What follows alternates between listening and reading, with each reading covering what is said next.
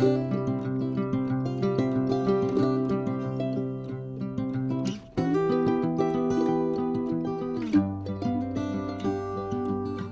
grand bonjour mes amis scorpions, comment allez-vous? Je souhaite de tout cœur que vous alliez le mieux possible. On va donc découvrir ces dernières énergies pour le mois de janvier, la deuxième quinzaine. Voyons voir ce que nous dépare le tarot. Et puis pour ce beau signe du scorpion solaire, les ascendants scorpions aussi, les lunes et les Vénus en scorpion.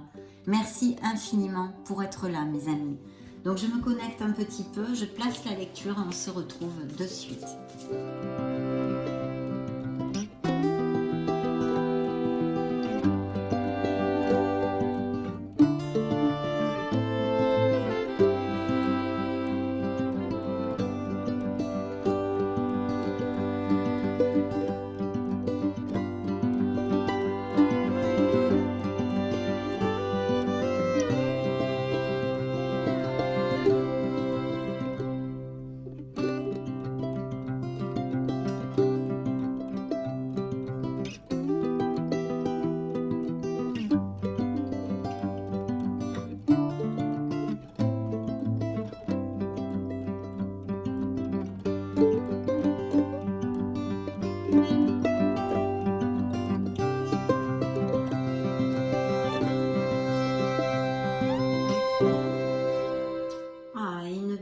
Célébration, très bien.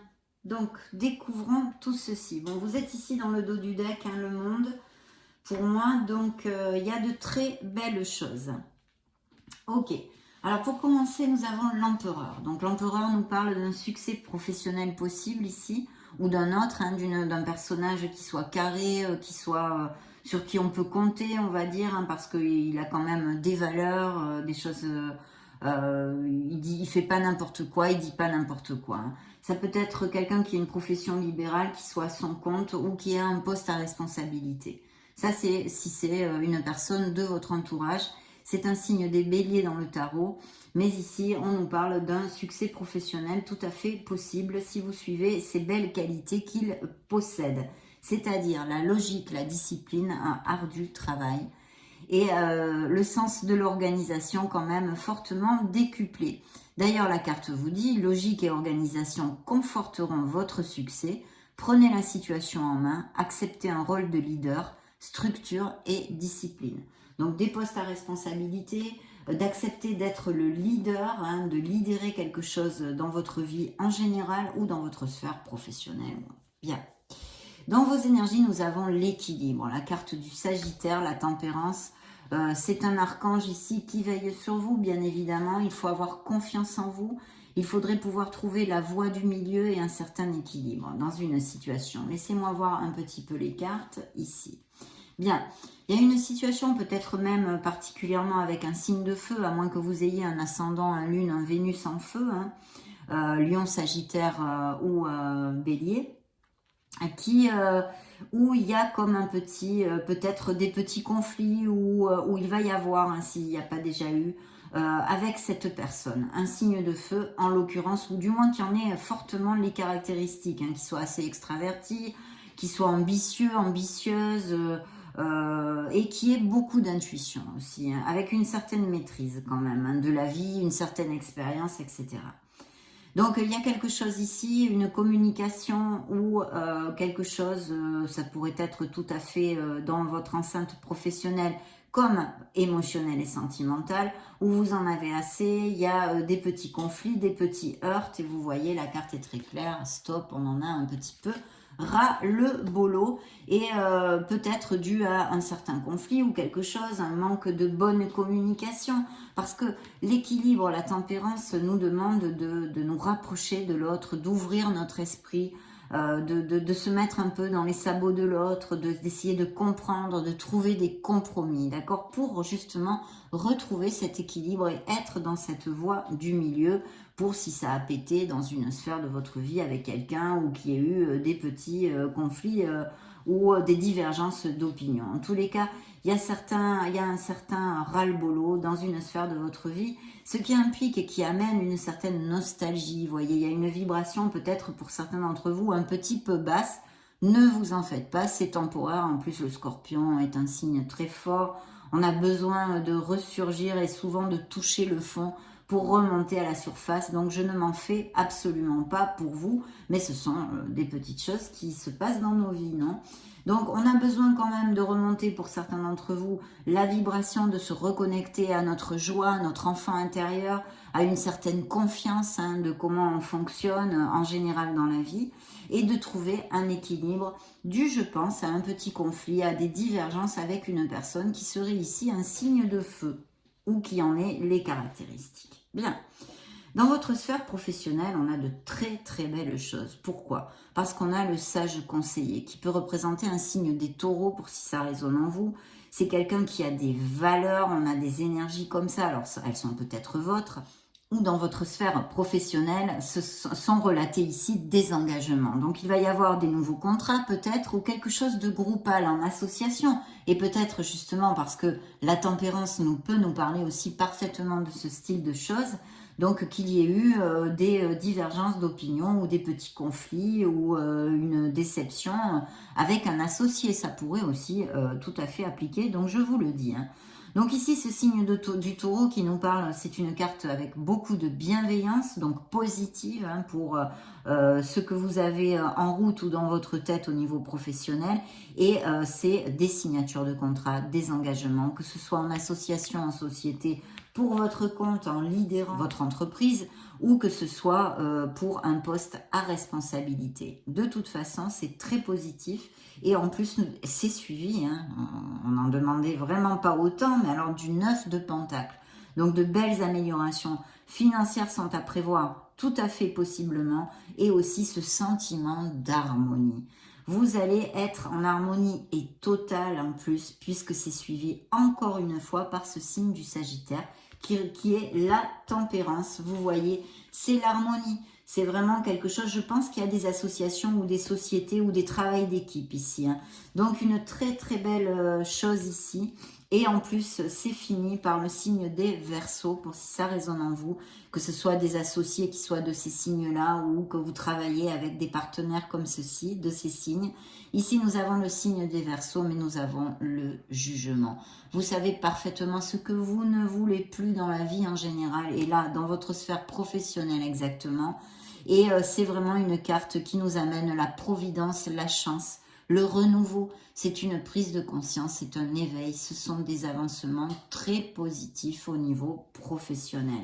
Donc là, au niveau professionnel, mes amis scorpions, les énergies des scorpions que j'ai canalisées, on le vent en poupe. Je souhaiterais de tout cœur que ça applique à vous tous.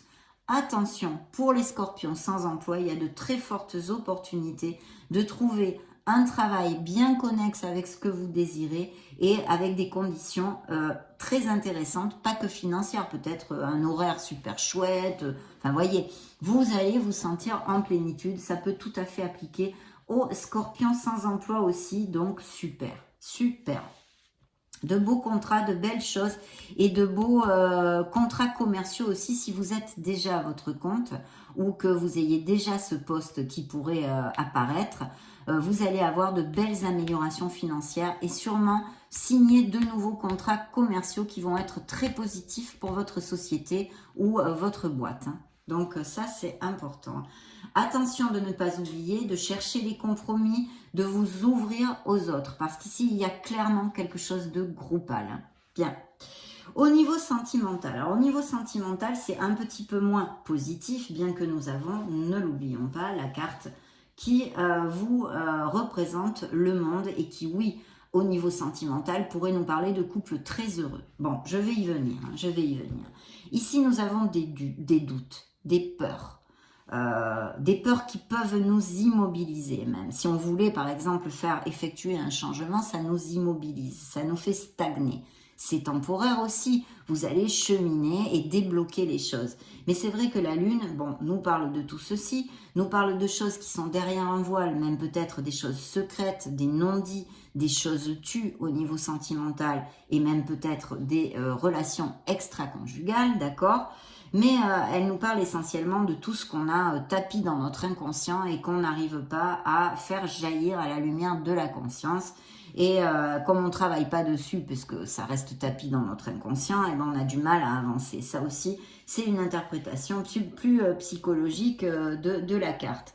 Il faut se fier à votre intuition. Voilà ce que l'on vous dit, quels que soient les tracas que vous passez au niveau sentimental pour certains d'entre vous, parce que je vous dis, il y a aussi relaté avec le monde une énergie de beaucoup de bonheur pour d'autres.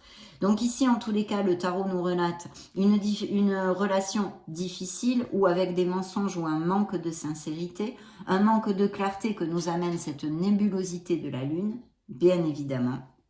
Et il va falloir nous aider, nous soutenir, nous épauler avec notre intuition, parce que c'est elle qui va nous aider à pouvoir débloquer ou avancer dans une situation sentimentale compliquée. Il y a une réflexion à ce sujet-là. Ensuite, c'est vrai qu'il pourrait y avoir, et encore, me sort un signe de feu ici. Donc, un signe de feu ici qui, pour moi, pourrait être peut-être plus particulièrement un lion, mais ça peut être parfaitement un sagittaire, bélier ou lion encore. Donc, où on a envie, il y a des conflits, on a peut-être envie de lâcher l'affaire, de faire ses bagages, vous voyez, comme nous le montre la carte. Il y a des divergences d'opinion. Peut-être plus particulièrement, oui, de voir la vie, peut-être vous êtes éloigné, voyez, vous voyez plus la vie de la même façon, ou une espèce d'incompatibilité dans les humeurs et toutes ces choses-là, et dans des choses plus profondes. Voyez, peut-être c'est dû, c'est ce mal-être dans certains couples à ce niveau-là. Et il y a vraiment ceci, on voudrait construire, on voudrait être dans une stabilité, mais il y a des couples qui passent par des questionnements. Et c'est vrai qu'avec l'influence de la Lune, eh ben, c'est pas trop positif. C'est pas trop positif. Ici, nous avions dans le dos du deck une très belle célébration, on a vu, parce qu'il y a des cartes absolument magnifiques au niveau, dans quelques sphères que ce soit. Vous allez vraiment retrouver une sérénité, cette confiance en vous. On vous demande de trouver l'équilibre justement parce qu'il y a de très belles choses et au niveau professionnel qui sont ici relatées et au niveau financier aussi. Donc de toute façon, que ce soit ceci ou une autre chose qui ne sort pas dans cette lecture, il y a de très belles nouvelles, une très belle célébration pour mes amis scorpions dans cette deuxième quinzaine de janvier. Donc pour en revenir au monde, c'est couple heureux, mais pas que. Ici, pour les célibataires, c'est vrai qu'avec la Lune, ça nous coupe un peu l'herbe sous le pied parce qu'on n'est pas trop ouvert ou alors ce sont des choses un peu nébuleuses, comme je vous disais, des choses pas claires ou des célibataires qui aient des relations tues ou cachées parce que l'autre est déjà dans une relation ou parce que, voilà, pour X raisons. Mais ici, il y a quand même la possibilité de connaître une personne et via des réseaux sociaux, via des voyages, via des déplacements. Pour les couples qui sont très heureux, parce que merci mon Dieu, il y en aura, je le souhaite de tout cœur, bien évidemment. Ici, il y a vraiment une récolte, on trouve cette plénitude où on est déjà en plénitude. Il peut y avoir des mariages, des pactes, de resserrer les liens, d'avoir des compromis plus forts dans les couples heureux. Et puis aussi des indices de grossesse ou de naissance. Au niveau professionnel, ça peut nous indiquer parfaitement des business en association ou non par Internet ou des mutations et des expatriations en tous les cas. Ce ressenti de voyage et de déplacement est très fort. Donc de très belles choses. Il pourrait y avoir l'achat et la vente d'une maison aussi.